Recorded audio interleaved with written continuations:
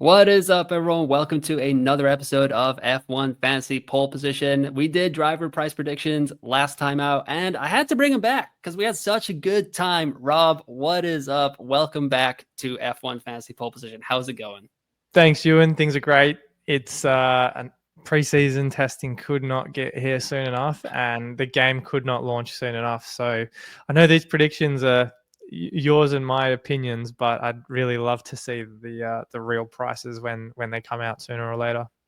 Yeah, I'm like considering turning like F1 Fantasy Twitter notifications on my phone so I can see when they first like give us that hint, and I'm just like, give me the dopamine hit. Come on, I need it, but it is what it is. But if people haven't watched the driver price predictions, that one is already out. So check back on that one. You'll see what a good time we had, how much fun we were having talking about what's Ferrari going to do, what's McLaren going to do. Like, I do not know. I'm still kind of baffled, even though it's been a little bit since then. But Rob, since you are back, just remind people, what's up? What are you doing? Where are you at? Where can people watch you?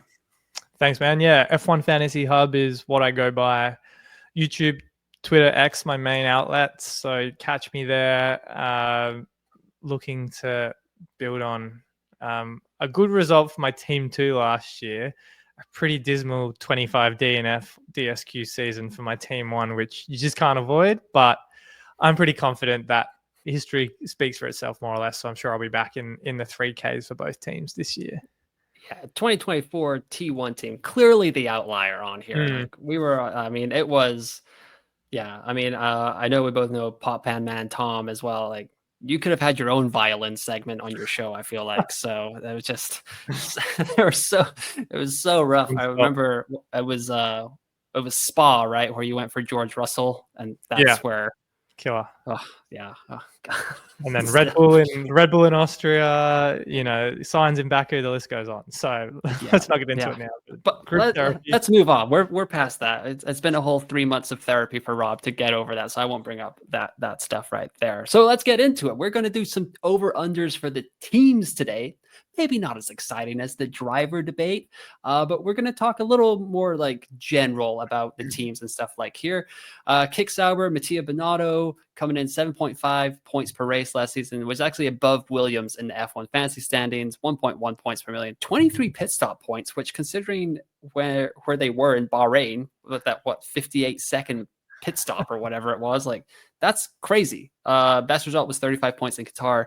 6.6 is what they started at last season. Rob, kick it off. Where's Kick Sauber coming in? Yeah, I don't think it'll be a bad year to be a wheel nut this time around, but I got Sauber coming in under. I don't think it'll be all that much difference. Williams started last season at 6.3, and I feel like that's about as low as you can go for a constructor. So I'd say even is probably fair as well, as you pointed out. Yeah, I mean, because we're not doing like exact prices, like it's hard to be exact here. I think like the 6.3 is for sure just going to be kind of like the lowest it can, maybe 6 million, just because it's like no one's going to pick these guys. But yeah, it's going to be interesting. I'm interested to see how the driver lineup works with Hulkenberg and Bortoleto. You got the experienced veteran along with the rookie. We'll see how Mattia Binotto does there. Less pressure with Kick Sauber than being the Ferrari team principal, I would say. So we'll see how that goes, and if they're just like transitioning into becoming Audi and stuff like that. As my cat doesn't like Kick Sauber. Apparently, he is not a fan of their outfit this year. Moving on here, Williams, James Vowles, pretty miserable season. He did say before the 2025 or 2024 preseason, break everything. It's all about 2020s. And boy, did they break everything. Like Albon couldn't even race in Brazil, 0.4 points per million, 0 pit stop points. Best result was 31 in Azerbaijan when Colapinto came aboard. They started at 6.3. Where are we going for the historically great Williams team? Look, again, I think I put under for this one, but I don't think there's really much to be moved. Like it's the sixes, regardless of kind of where you price them exactly. So I think value's negligible. Just don't see them being a really viable asset this season at all, unless the big guys are exorbitant. Does the Carlos Sainz hype like give you any hope that they could be a Haas-esque team this season? I mean, maybe. I think kind of what I was saying in the video for the driver price predictions. Carlos, I think, will be a great driver, but he will probably start. Well, he'll qualify Q2, Q3. That will be his kind of Q3. Definitely will be his expected result every time out. I just worry that even if he has great single lap pace, he'll fall away in the race. I just think there's more competitive cars in the midfield than a Williams, unless they suddenly get on top of everything in the off season. So I guess I put under. People watching are probably asking, they can't actually go any lower than 6.3, but at that price, again, no one's probably picking them all that much. Yeah, I mean, we're gonna get into it in a little bit. I got a slide all prepped with some stats and stuff, but honestly, like they could price a bunch of these teams at 6 million and probably no one would still touch them. Like that's kind of where the game is at with how it like the game mechanics and how it works and stuff like that. So we'll just keep moving along here. Racing Bulls, team principal Laurent Neckis, 12.3 points per race last season, 29 pit stop points, 44 points was their best result in Miami last year, 8.5 million. They've got Yuki Tsunoda and Isaac Hadjar as their two drivers this season. Where are the Racing Bulls, which I'm so happy to say Racing Bulls. It sounds so much better than Visa Cash App RB. I'm just like, it just rolls off the tongue so much better. So where are they going this year? So I had them under 8.5. I don't think it's really, again, that much. I think Hadjar brings them down a peg. Tsunoda probably keeps them close to that 8.5. So again, it's probably a $500,000 difference between last year and this year. But I guess I think it's kind of finger in the air, don't you think?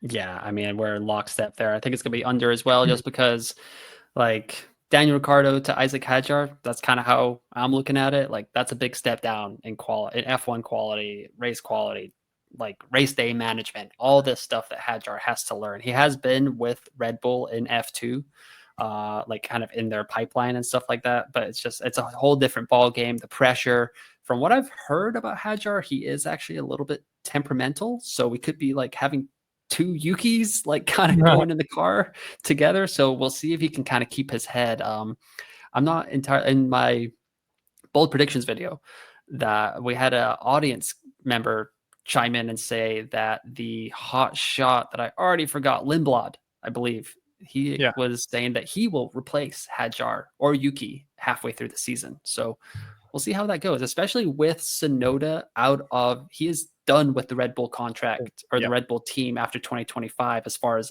I know. I'm not really sure where he's going to go after that, because I know Honda's moving over to Aston Martin and they got the Lance Stroll, Fernando Alonso kind of wall over there. So it'll be interesting to see if like that pressure for Tsunoda kind of gets to him, and if Racing Bulls does make any strange moves. Like what's your read on that? You got any like kind of feeling towards that? I think, I agree. I would be surprised if Yuki sees out the entire season with RB. I wouldn't be surprised that, unless, of course, Lawson really struggles in that Red Bull. And you pointed out in the driver price predictions video that Yuki's now the reserve driver for Red Bull this season. That I don't see a world in Yuki coming back to Racing Bulls beyond this year. And I also don't really see a spot for him on the grid the year after, unless maybe a spot frees up at Alpine or Haas aren't happy with Esteban Ocon. There's no chance he goes to a top team. And, maybe Sainz dips after a year in Williams, but there's not that much space for him on the grid with so much young talent coming through. Yeah, it's getting harder and harder. You can't just like really coast. You got to make a move. And like, that's what makes it so disappointing that you kind of didn't get a shot at Red Bull. Like Lawson deserves it, but I'm not sure he deserved it more than Yuki, especially like they could have given Yuki a shot and then just replaced him with Lawson. Maybe that would have been a more natural, but that's not how Red Bull operates. So that is what it is, but we'll move on. So under for both of us for Racing Bulls here. Moving on, Haas, kind of the like Cinderella, like feel good story of 2024. 6.3 is where they started at the bottom of the barrel, and they were largely ignored by the F1 fantasy community in the preseason, and we all ended up with egg on our faces. Komatsu really has the ship pointing in the right direction with the American squad. So 6.3, where is Haas going to end up for 2025?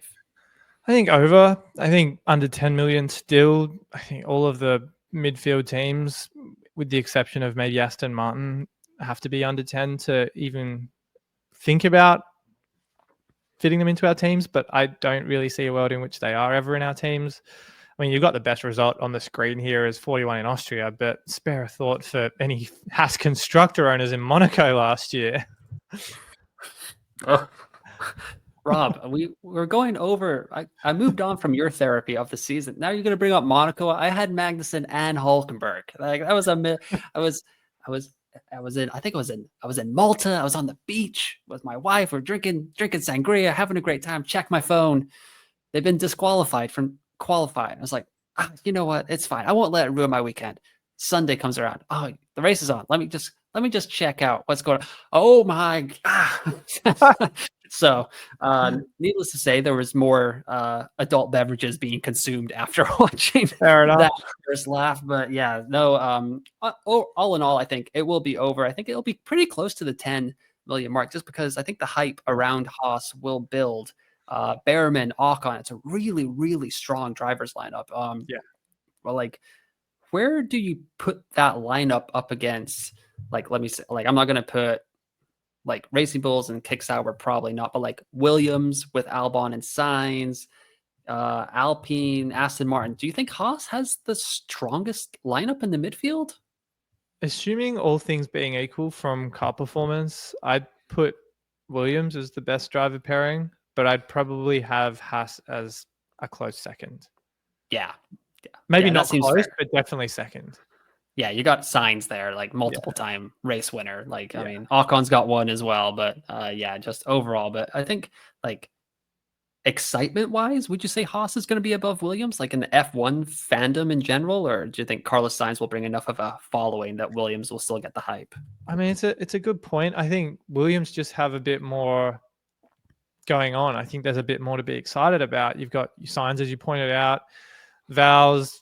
Yeah, sure. Last season was probably a little bit of a step back, but that vision he has for the team for the next kind of 3 to 5 years is inspiring. I think Haas are comfortable with being in the midfield. I don't see them suddenly contending for podiums, but there's a little bit with Behrman. I just think he's probably going to need some time to really get comfortable with that car and that setup. Yeah, those are great points. I think James Vowles is like, honestly, just watching Toto Wolff's every move. When I was looking for a cutout of him, I had Toto Wolff, and then I went to James Vowles and I was like, every single pose is the same. I mean, he's seen that as a success, like a template of like everything Toto does kind of turn to gold. So if I just do the same, but it's like down to the photo shoot. So I don't know, like good job by James Vowles, but I know he's trying to bring that team back up to the front of the grid. Moving on here to Alpine, Oliver Oaks. This team is just covered in a cloud of what is going on over there most of the time. Like they're not going to be their own engine manufacturer starting in 2026. And now we've got Jack Doohan and Frank Colapinto kind of fighting out for the second seat, I guess. It sounds like Doohan's going to get to start the season, but for how long, I do not know. 13.2 points per race last season, largely held up by the 71 points in Brazil. Like, yeah, I think the running joke was Alpine was being called a boat, and it took a wet track for them to actually get their speed up in Brazil. So 8.4 is where they started. Where do you think Alpine's going to start in 2025, though, Rob? We're going from a team that had a minus 65 in Monaco to a team that had 71 in Brazil. So pretty remarkable swing. I think Alpine, again, not really sure what to expect from them. I think they'll be, again, let me just check my notes. I think, what did I have for them? Did I have them going under? I think I had them going under. And it's probably, again, not by much. I think the swing, it'll be swings and roundabouts, but not sure. I'm looking at them first race of the year. Yeah, I doubt it would be anything like just the one thing I kind of want to watch, or something that we should maybe have on our radars in F1 Fantasy, was with so many, like there were so few safety cars last season on the grid, and now we've got like this plethora of rookies coming in. Like I wonder, like, we're going to be like seeing a lot more safety cars, a lot more race restarts, that kind of stuff. I wonder how that's going to kind of like, I wonder if teams are planning for that in strategy. I know they're supposed to plan for every strategy imagined, but like, could we be seeing a lot of stuff where it's like McLaren's just way out in front and it's like doing like spins off from the back or something like that, and something happens and like the entire like it could be very tense Sunday race restarts for F1 and F1 fantasy fans in general. Yeah.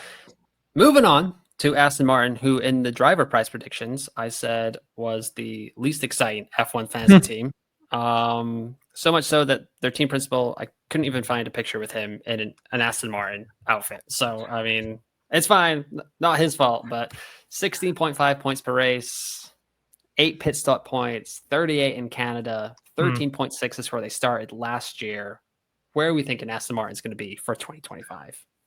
Again, I think it's a tricky one for these guys. I've got them under 13.6, but like, are we ever going to use any of these guys? I think it largely depends on the pricing of the top 4 to make a team like Aston Martin relevant. You know, the last time the constructor was in our F1 fantasy kind of mindset was 2 years ago when they were so underpriced but killing it in the fantasy world.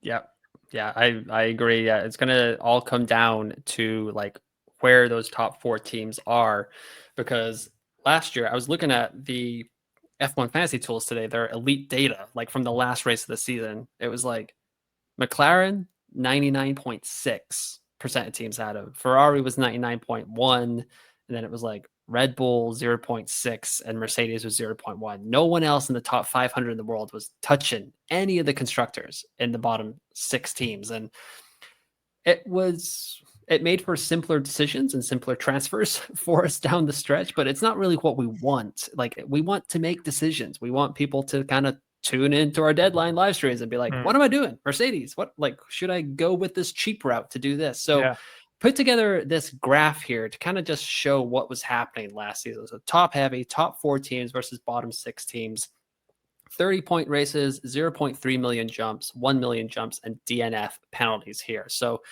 as you can see, for the top 4 teams, they had 87 30-point races, which is nearly 91% of the races, whereas the bottom 6 teams only managed 15, which is in 10.4% of the races.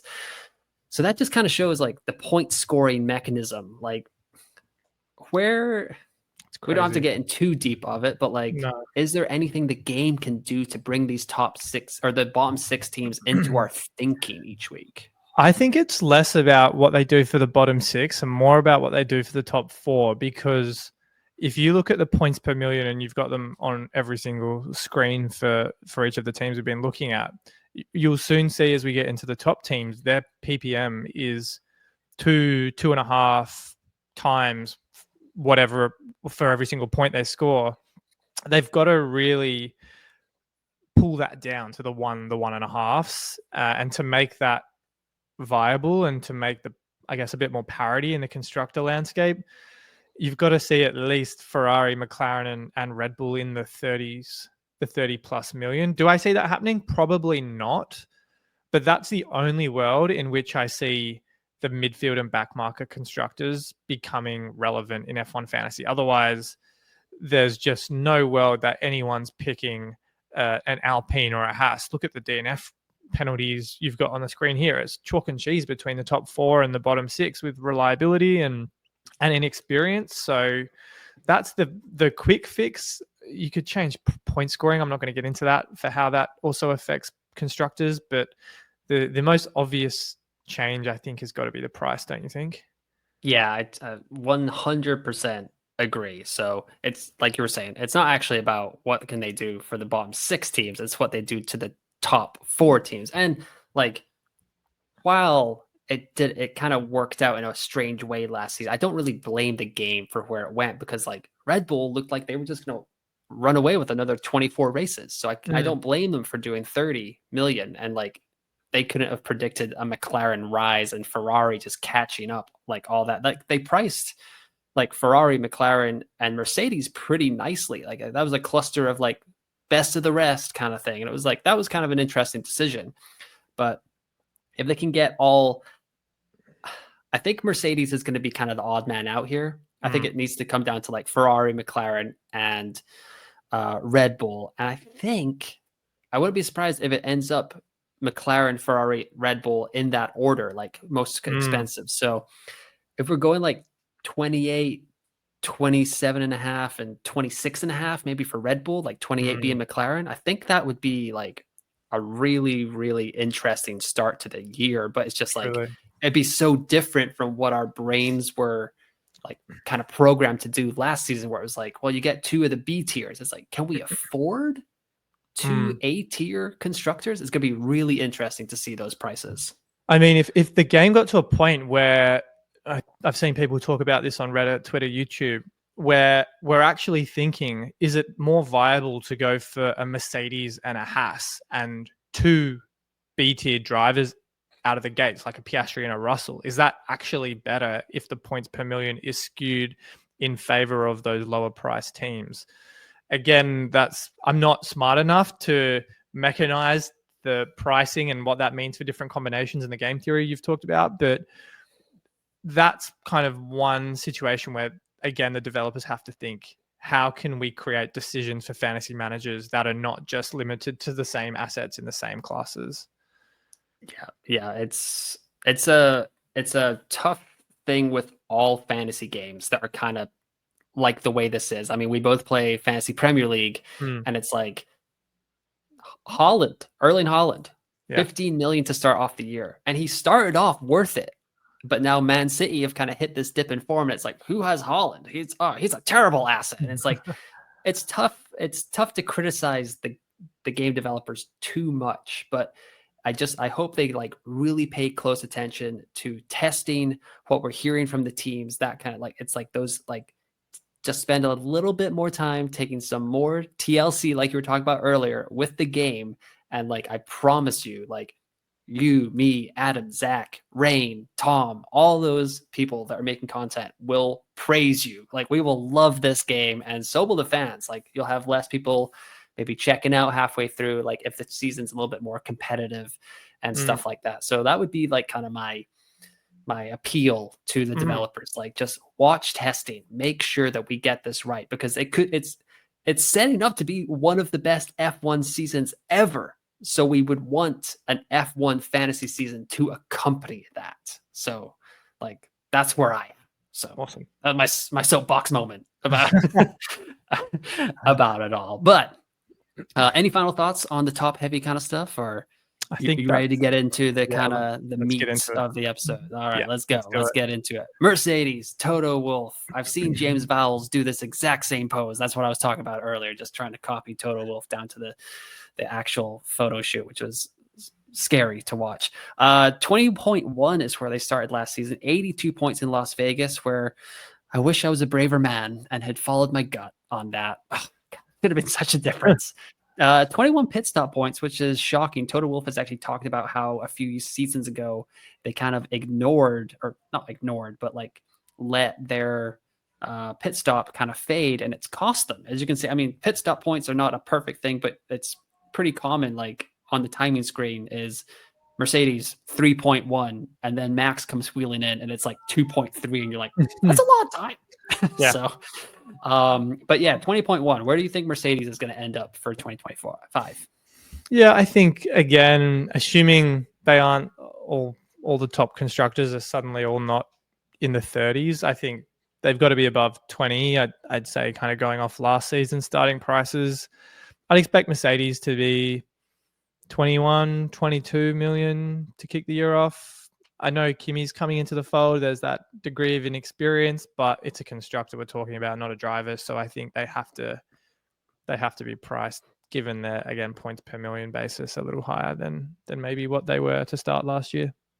Yeah, I think I'm like, once again, I think we're pretty much in the same ballpark, but I'm just going to go a slight bit under, just because I hope that they get the Ferrari, McLaren, and Red Bull decision like bang on. And it's like, okay, you can fit Mercedes in, but that means you're getting a Hadjar instead of a Gasly or something like that. And people are like really tempted to be like, oh, so like, I think making these decisions, I think that's where I'm kind of like, if they could make, because then it's like Mercedes is like, you've got 5 million worth of budget building if you go with them to sacrifice, like that kind of thing. Like, that's where I'm going. That's where my hope is. So that's why I said under.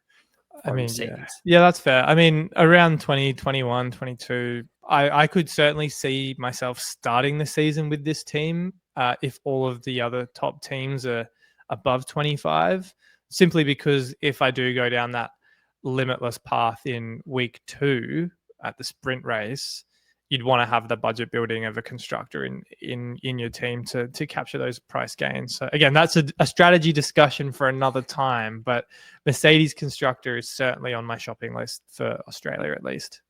Yeah. Plus, Kimi Antonelli's only got 3 races to break Max Verstappen's record as youngest race winner. So maybe you want to take a punt on Mercedes. Maybe if just throwing that out there. You never know. You never know. All right, we'll move on from the Silver Arrows over to Red Bull. Christian Horner over here, 59.2 points per race. They were absolutely dominant at the beginning of the season. 126 points in China on that sprint weekend. So 27.9 is where they started the year. Are they going to start at the same, higher, lower? Rob, this is actually, for once, I think, a pretty close one. I think it's tough. And I don't say under with like a lot of confidence. I think whatever they'll be priced at will be where Ferrari and McLaren are too. If I say under, it's 27.5 at the lowest. Yeah. I'm under, but it's like maybe they can't like what if Red Bull figures it out? Like, because I know like they got caught out a little bit by the flexi wing stuff that Ferrari and McLaren were kind of allowed to do. I believe they think that was a conspiracy to allow them to catch up to them last season. But if it's still legal, you would have thought that Red Bull would have been working on that over the winter. So we'll see. Like I said, it's all going to come down to testing, and I just hope the developers just take like a little bit more time to just concentrate on this, like really see where the finer details are amongst the top 3 teams. But in general, we go back a year ago. I think if we just go back a year ago in our brains, we don't remember what happened to Checo Perez last season. Like, this is a weaker lineup, right? Max and Checo is stronger than Max and Liam. So you would think it would naturally go down anyway, right? Yeah, I think so. I think, again, we saw McLaren, like if I'm going off 2024 pricing based on 2023, where McLaren had that huge surge in the second half of the season, they came in to start the first race of the season at 23.2. They were four and a bit below Red Bull. They had a huge jump from like the 12 or the 15 that the constructor was the previous season. Yeah, they were underpriced, but I think if the developers look at Red Bull's drop-off in form at the second half of last year and suspect that Newey leaving, Jonathan Wheatley leaving the team, like it's kind of so many factors in play, makes me think that they'll probably apply a similar methodology to bringing the price down a bit. So I'd be awfully surprised if Red Bull were above 27.5 million to start this season. Yeah. I think I just hope they don't put him down into like a B tier asset. That would be like that would be bad. Just because of Max by himself would drag that team instantly. So yeah, like, that would be a free space for us for Australia if they were B tier. But I think I agree. I think it's gonna be like between 27.5. We'll see how it goes right there. But yeah, it should be an interesting year for Red Bull. It's the first time in a while that they've had a different driver lineup. So we'll kind of see how that goes. Lawson is spicy. We know he was kind of going at Alonso a little bit. I think he knocked Max out of qualifying a couple of seasons ago as well. So we'll see. I mean, he's probably going to get in line because he knows that Red Bull is the place to be, but I could see him kind of trying to let Max know that he's just behind him a little bit.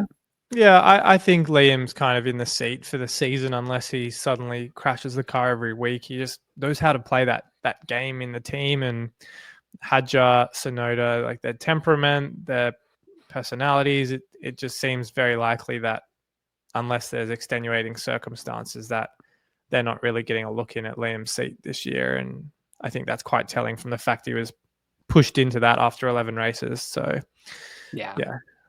I think in general, I was pretty impressed with Lawson.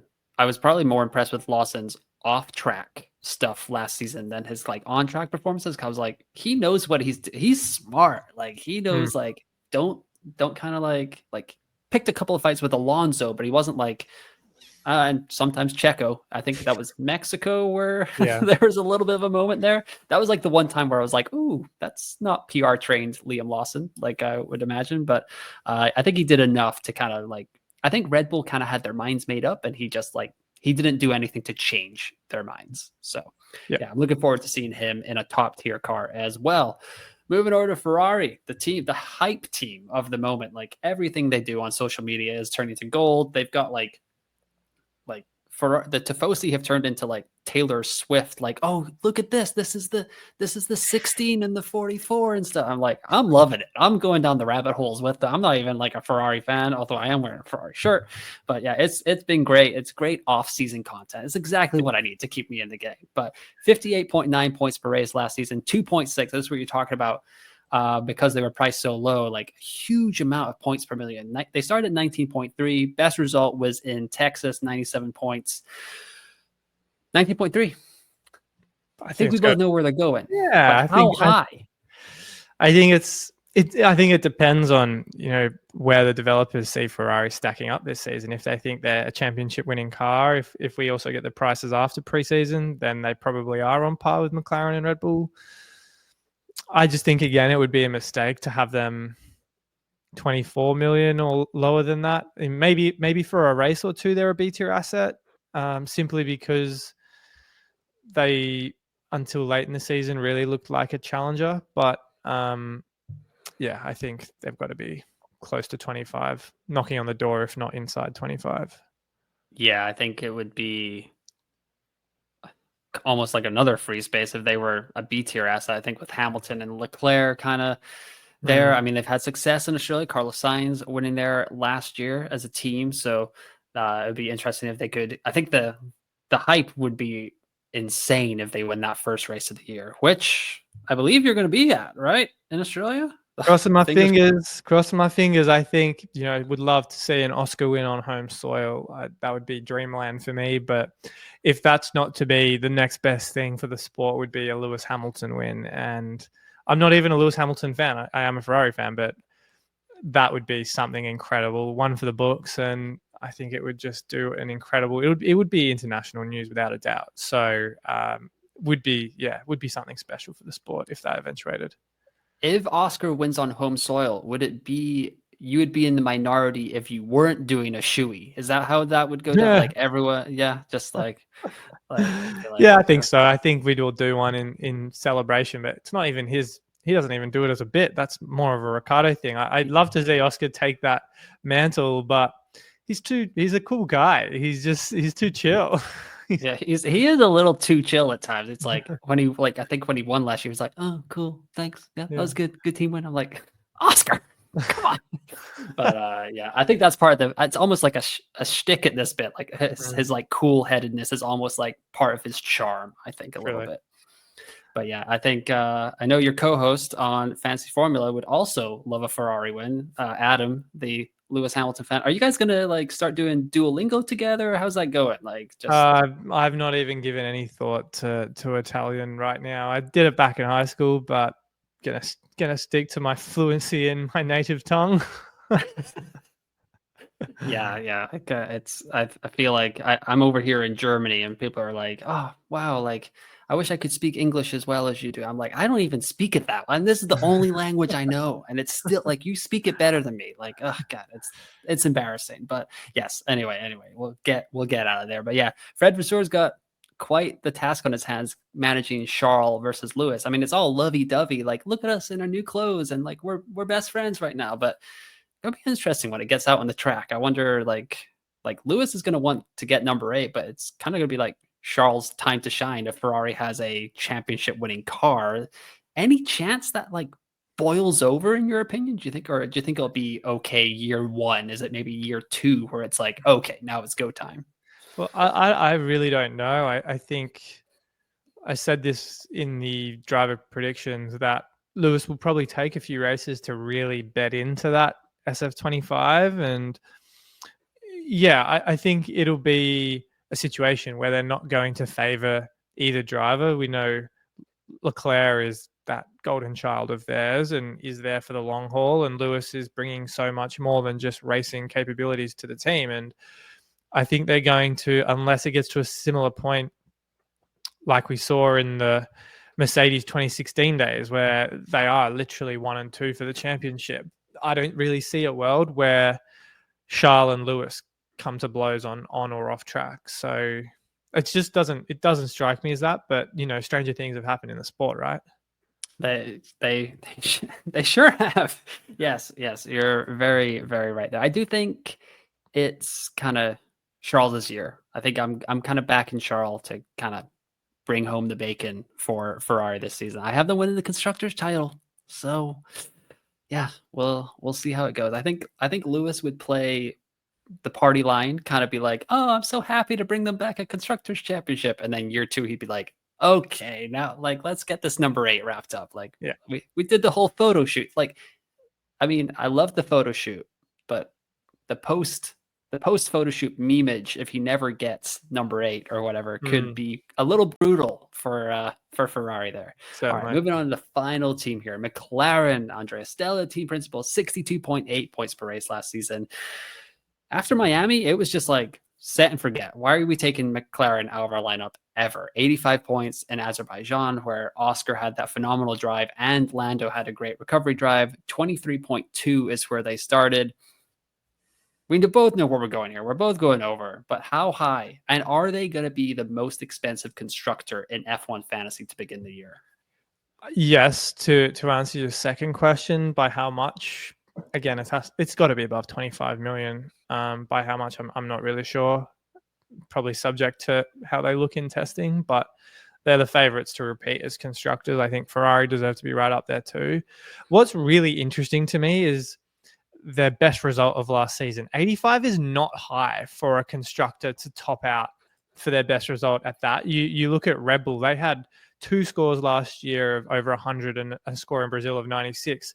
Ferrari's best score was 97. They had a 92 in Australia and an 82 in Mexico and another 82 in Abu Dhabi. So their McLaren are surprisingly, 2 very good individual drivers, but when do they put it together as a team as a whole on the weekend? It doesn't really seem like it's as regular as I thought it was.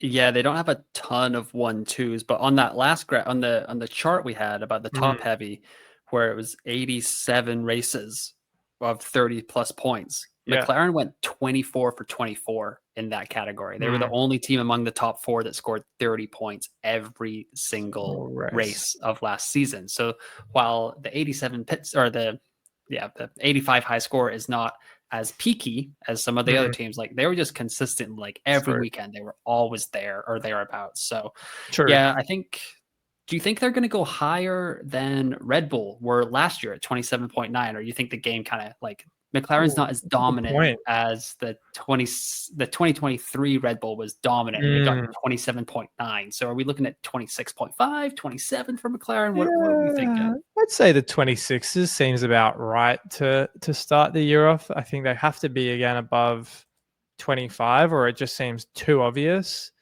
And they finished the season at 27 million, which I thought was probably a little underpriced considering the level of production. Again, not that explosive fantasy potential, but that consistency. And that's all about F1 fantasy, is consistency and reliability. So 27 probably seems about right for me. Yeah, I think that's right. Also, I'm kind of noticing that Andrea Stella is like staring into my soul. It's like his eyes are following me wherever I go with this picture. So a little creepy there. I guess. What about you? Yeah, I think 26.5 ish. If they priced Red Bull at 27.9, like last season, and they were so dominant in 2023, it kind of feels like they can't go above that. But it could be also as a result of like where they put Ferrari, where they put Red Bull, like all that kind of stuff as well, because they were really trying to price out. They were almost trying to force us to not pick Verstappen and Red Bull. And I wish I had fallen for that, because I still stubbornly like shoved them into my team anyway. Yeah. But yeah, that's kind of, I think McLaren, I think 26 and a half, where it's like, you're not going to get the budget gains, but it's not like that much more expensive. So Yeah, true. it's going to be great. I think those top 3 teams are almost as exciting to see the top 8 drivers plus like Nolly Behrman and stuff like that on the driver's side as well. Like it's so early, and we saw what a great strategy it was for the world champ last year, Leapsfrog, to kind of go with the double constructors. It's like you'd have to see some pretty drastic prices to kind of get away from that. I know we're almost just under 2 months out from the season, but you're still kind of thinking like in your head, you're like, Mercedes, Ferrari. What are you thinking? Mercedes, yeah, I think Mercedes could be a go-to. I think just simply because of the fact that if they come in as a B tier asset, that initial budget growth is going to be so important later in the year. I think it'll probably be, unless again the top 3 teams are priced between 27 and 30 million, or they're just not gettable, like 30 million plus, and you're looking at C tier constructors to go with B tier or A tier drivers, then I mean that's a possibility. But I think definitely Mercedes, they're kind of a short list for me. Maybe Ferrari or McLaren. I think McLaren's reliability and the fact that they're returning driver lineup's gonna just that level of comfort, I think, is going to be a huge plus for them. Yeah, they're the only team among the top 4 teams that is returning. I think, are they only one of 2 teams along with Aston Martin that has the same driver lineup this season? Yep. Yeah, that could be a little bit of an underrated storyline that we might need to think about as the season draws closer. But that's going to do it for the constructors' price predictions. It's been great having you on, Rob. Thanks for doing double duties on the price predictions. It's been fantastic. The driver predictions was awesome. The constructors, it's been really good discussion, I think, just like maybe more about the game in general. Like we haven't been getting too nitty gritty into the team prices, but it's been really fun talking with you about all this F1 fantasy. Yeah, thanks for having me on, mate. It's really getting me excited for the upcoming season. I think it's going to be one for the books. I thought F1 Fantasy took a really positive step forward last year with so many different factors. And, if they can take that improvement into this year, I think we're going to be in for another really good season as content creators and F1 Fantasy players. Yeah, I can't wait. And speaking as content creators, I would not be doing my duty as host if I didn't let you plug where you're going to be for the rest of the season, what you got coming up, like what can we expect from F1 Fantasy Hub for 2025? Yeah, lots of really good preseason content. F1 Fantasy Hub, YouTube, Twitter X. It's where I'm posting lots of very exciting bits of content lined up, guest interviews, different content creators you and I have talked about coming on as well. So it's going to be a good season, a lot more varied content, I think, compared to what I had on my channel last year. So, like you, and if you love watching people ramble about F1 Fantasy, come on over as well. Of course. Yeah, I watched the first episode. It looks great. I love the new colors. I love the little intro video. That jingle's going to get stuck in my head throughout the season. Different. I can tell. Yeah. yeah. It's been great. But thanks again, Rob, for coming on. And thanks again to everyone for watching. Let us know, how wrong were we about our price predictions? Like, subscribe, hit us up on X. I think I'm on Blue Sky, whatever you want to do, all that fun stuff. But let us know what you thought of our price predictions and just the general discussion for F1 Fantasy. But once again, thanks for listening. Thanks for watching, and I will talk to you next time.